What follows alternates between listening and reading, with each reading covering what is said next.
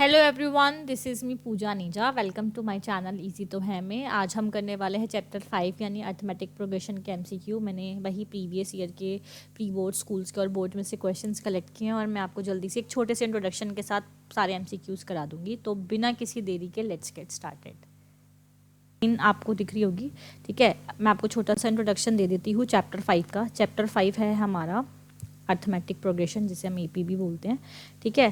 क्या है AP, please ध्यान से सुने। कोई ऐसी नंबर्स की सीरीज़ 1 2 कोई भी हो सकती है, 3 4 ऐसी नंबर्स की सीरीज़ जब मैं सेकंड में से फर्स्ट माइनस कर रही हूँ तो मेरा आंसर हमेशा जो डिफरेंस आ रहा है वो सेम आ रहा है। 2 में से 1 कर रही हूँ 1, 3 में से 2 1, 4 में से 3 1। और उल्टा भी हो सकता है कि ऐसे एपी जा रही है 4 3 2 1, 3 में से 4 कर रही हूँ तो -1, 2 में से 3 कर रही हूँ तो -1। डिफरेंस नेगेटिव हो सकता है, फ्रैक्शन में हो सकता है, बट सेम होना चाहिए, तो वो हमारी एपी होती है, ठीक है। तो कैसे, किसी जैसे मान लो आपके पास एक एपी लिखी है 3 के बाद 5, ठीक है। 5 के बाद आपका 8 हो गया, सॉरी 7 हो गया, 7 के बाद आपका 9 हो गया, देन आपका 11 हो गया। ऐसी एक एपी लिख दी मैंने। तो इस एपी की जो पहली टर्म होगी that is your A, right. Difference होगा आपका A2 - A1, करेक्ट है। What is A2 second term, what is A3 third term, what is A4 fourth term, fifth term, ऐसे।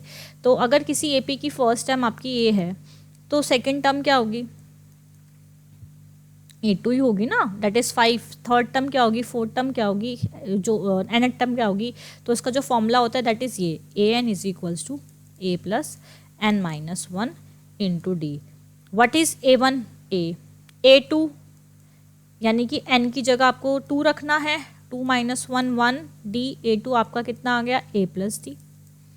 A3 कितना आएगा, A plus N-1 into D.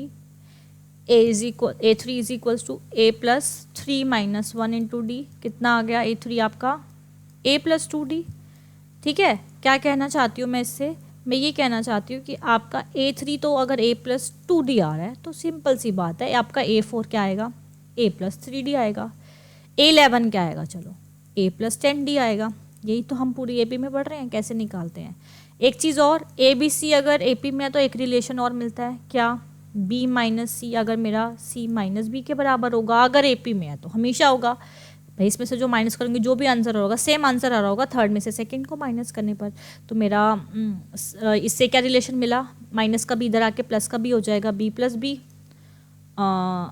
B minus A actually, ठीक है। तो ये हो जाएगा C plus A. 2B is equals to A plus C हो जाएगा मेरा आंसर। ये एक रिलेशन मिल गया कि अगर कोई भी 3 टर्म दैट इज PQR हो गया, XYZ हो गया, AP में है तो वैसे लिखी जाएंगे, बिल्कुल करेक्ट बात है, ठीक है। ओके, एक बच्चे को डाउट आता है कि कब हमें कोई वैल्यू को AN की जगह रखना है और कब किसी को N की जगह रखना है। मान लो मैंने आपको एक AP दे दी 1 2 से स्टार्ट करती हूँ, मान लो 2 दे दी, 4 दे दी, 6 दे दी और दे दी 240, चलो ये दे दी, ऐसे दे दी। अगर मैं आपसे पूछूं कि 17th term of an AP is 17th term of an AP, तो आप क्या बोलोगे, विच इज 17th टर्म क्या होगी, आप बोलोगे ये होगी A प्लस 16D होगी। सिंपल सी बात है, अभी हमने सीखा कैसे होगी। A की जगह 2 पुट कर दोगे, D की जगह D निकाल दोगे, आंसर आ जाएगा। अगर मैं ये बोलूँ इस एपी में कितनी टर्म्स हैं, गिनने थोड़ी बैठोगे, ठीक है। यही लास्ट टर्म को आप चेक कर लोगे, या पहले क्वेश्चन को थोड़ा सा चेंज करती हूँ कि which term of AP is 42, sorry 240, which term of AP is 240। अपने आप से क्वेश्चन करो, वो क्या पूछ रहा है, विच term of an AP is 240। इस एपी की कौन सी टर्म, कौन सी टर्म का आंसर अगर आप जवाब दोगे लॉजिकली तो क्या आएगा, पहली term, first term, second term, third fourth fifth seventh eight ninth term. ये क्या है, ये एनी तो है, first term, second term, third term, fourth term, ये एनी तो है। तो अगर आप पूछोगे खुद से कि which term of an AP is 240 तो आप बताओगे ना कि कौन सी टर्म। तो आपका जो फॉर्मूला है AN is equals to A plus N-1 into D, वहाँ पे आप AN की जगह 240 रखोगे। जानना चाहोगे ना कौन से नंबर पर आ रही है, ये A2 हो जाएगा। भाई n निकालना है तो n रहेगा, d मेरा 2 है तो मेरा d आके इधर माइनस आके 248 हो जाएगा और 2 डिवीजन में चला जाएगा। N-1 की वैल्यू जो मेरी आएगी 2 1 ज़ा 2, 2 2 ज़ा 4, 2 4 ज़ा 8, प्लस 1 कर दो 125th टर्म, 125th टर्म जो है वो मेरी 240 है, ये मैंने चेक कर लिया। इस क्वेश्चन को वो और कैसे घुमा के दे सकता है कि इस एपी में कितनी टर्म्स हैं वो बताओ, तो आप बोलोगे इस टर्म को लास्ट टर्म की जगह पे रख के बता दोगे, जो इसकी वैल्यू आ रही होगी वही तो इस एपी में जो है आपकी वो लास्ट टर्म होगी। सही बोला, ठीक है। ये तो आपके एपी के केसेस थे। अब हम करेंगे एपी के सम ऑफ एपी के केसेस। एपी में बस यही चीज़ें पूछ सकता है कि क्या है डिफरेंस बताओ, ये बताओ, ठीक है। और सम ऑफ एपी SN, पहली 10 टर्म तक का सम बताओ, क्या n/2 2a plus n-1 into D, ये फॉर्मूला होता है इसका। इससे डायरेक्ट निकलेगा कि इससे S10 और A10, प्लीज़ दोनों में फ़र्क समझो। A10 होता है 10th टर्म क्या है उस एपी की बताओ, S10 क्या है कि लगातार 10 टर्म तक का सम क्या है, लगातार 10 सम तक का 10 टर्म तक का सम क्या है वो SN बताता है, ठीक है। फॉर्मूला ये है। SN का फॉर्मूला आपको एक और पता होगा, n/2 a प्लस l। ये तब लग सकता है जब आपके पास n जितनी टर्म तक का सम निकालना है, मान लो 10 टर्म तक का सम निकालना है, उस 10 टर्म तक की वैल्यू भी होनी चाहिए लास्ट वाले की। अगर आपके पास फर्स्ट टर्म की वैल्यू और लास्ट टर्म दोनों की वैल्यू है, ऐड कर दो और यहाँ पे n की जगह 10 रख दो, आपका इससे भी डायरेक्ट निकल जाएगा। और दूसरा अगर वैल्यू नहीं है तो इससे आपका सम निकल जाएगा, ठीक है। तो ये था आपका सम, और बाकी MCQ के साथ हमारे टॉपिक कवर हो जाएंगे। तो स्टार्ट करते हैं। Missing term of an APs, missing term. अब आप ये देख रहे होगे कि ये 13 है और ये 3 है, तो फटाफट से इसकी जगह क्या पुट करूं, दिमाग घूम रहा होगा। आप सोच रहे होगे 13 में से 3 माइनस कर देता हूँ, 10 नहीं, डिफरेंस सिर्फ लगातार कंटिन्यूस लिखी 2 टर्म में से आता है, तो कंफ्यूज होने की ज़रूरत नहीं है। या तो आप एलिमिनेशन से कर दो, पुट कर करके देखो कि 13 में से 11 करने पर 2 आ रहा है, पर 3 में से 9 करने पर तो माइनस का 6 आ रहा है, तो ये तो होगा नहीं। और दूसरा मेथड ये है, ये कौन से नंबर पे लिखी है, सेकंड नंबर पे। A2 मेरा क्या होता है, A प्लस डी, यानी कि मेरा 13 जो है वो मेरा A प्लस डी है। इसी तरीके से 4th टर्म पे लिखी है, तो यानी 4th टर्म मेरी होगी A प्लस 3D। ऐसे ही लिख दिया। कैंसिल आउट करने के लिए साइन चेंज, एलिमिनेशन लगाया, ये आपका हो गया 10 और ये आपका हो गया माइनस का 2D। तो आपकी D की जो वैल्यू आ गई ना, डैट इज़ -5। अगर D आपका -5 है तो बस अब मुझे पता चल गया मेरा A जो होगा मैं इसमें रख दूँगी, इस वाले में रख दूँगी। D मेरा -5 है तो मेरा D मेरा -5 है तो मेरा A 18 आ जाएगा पॉजिटिव का, यानी मेरे को पता चल गया मेरी फर्स्ट टाइम 18 है, फिर 5 कम हो रहा है 13, फिर 5 कम हो रहा है तो आपका सीधा सीधा आंसर आ जाएगा 8, फिर 5 कम हो रहा है तो 3, ठीक है। ये दो मुझे मिल गई values. Next, which term of an AP, देखो ये आ गया ना क्वेश्चन, इस एपी की कौन सी टर्म, अपने आप से पूछो। जब आपको आंसर मिल जाए कौन सी टर्म, तो आपको n निकालना है, और टर्म दे रखी होगी तो पहले ध्यान रखना उस पर छोटा सा th रख दिया होगा तो n होता है हमेशा, कन्फ्यूजन रहे तो। इसमें देखो n निकालना ऑप्शन से भी पता चल रहा है। 78 को रखोगे an की जगह, a आपका है 3, n-1 वही तो निकालना है, d आपका है 5, ये माइनस होके 75 हो जाएगा, is equals to n-1 divided by 5। 5 को अंदर मल्टीप्लाई करने की जरूरत नहीं, डायरेक्ट इसके डिवीजन में ले आओ। 75 5 से कितना होता है मेरा 15, तो ये हो गया मेरा 15 इक्वल टू n-1, मान इधर आके पॉजिटिव, n की वैल्यू 16 आ गई, 15 1 प्लस 5, तो ये मेरा 16 D। Next, the term of multiples of 4 between 10 and 250।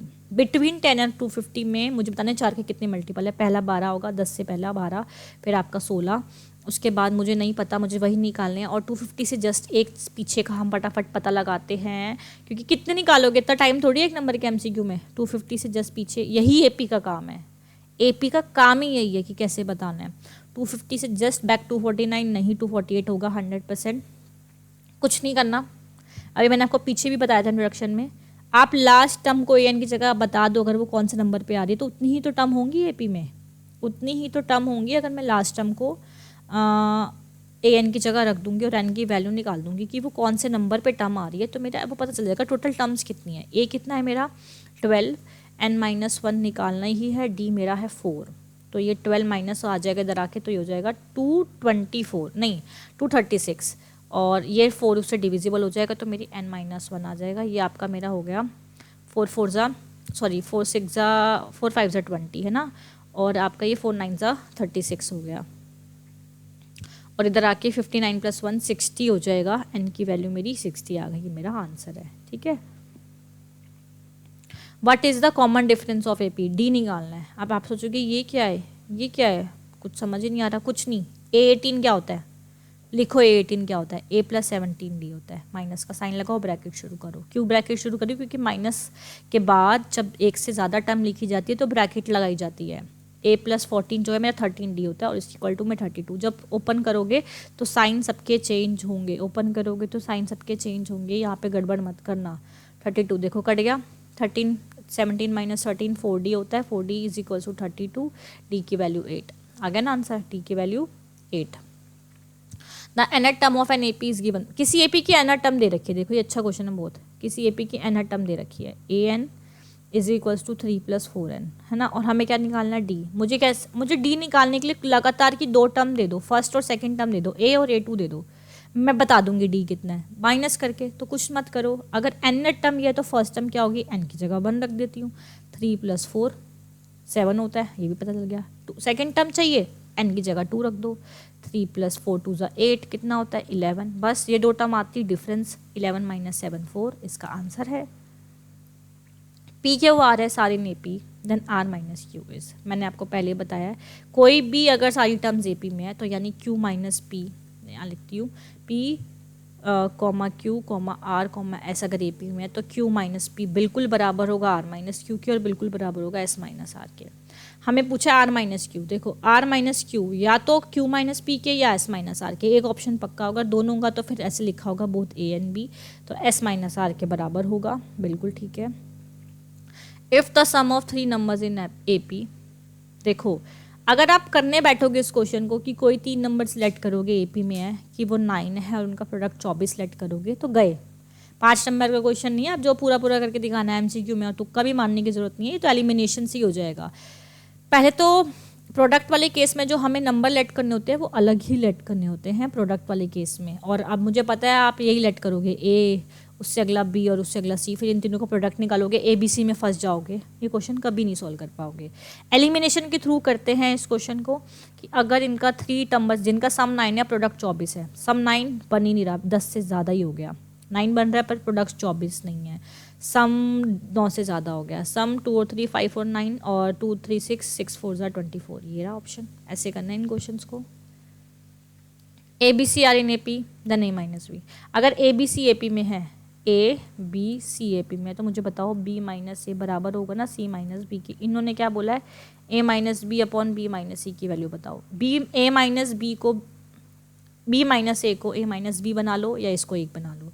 अच्छा मान लो आपको इसी को बनाना है, इसमें चेंजेस, माइनस कॉमन लोगे तो ये B - C A बन जाएगा, और नीचे से माइनस कॉमन लोगे तो ये C - B बन जाएगा, बन गए इसके जैसे, माइनस से माइनस भी कैंसिल आउट हो गया। आप B - A को C - B लिख दो या C - B को B - A लिख दो, तो ये सेम ही बात है।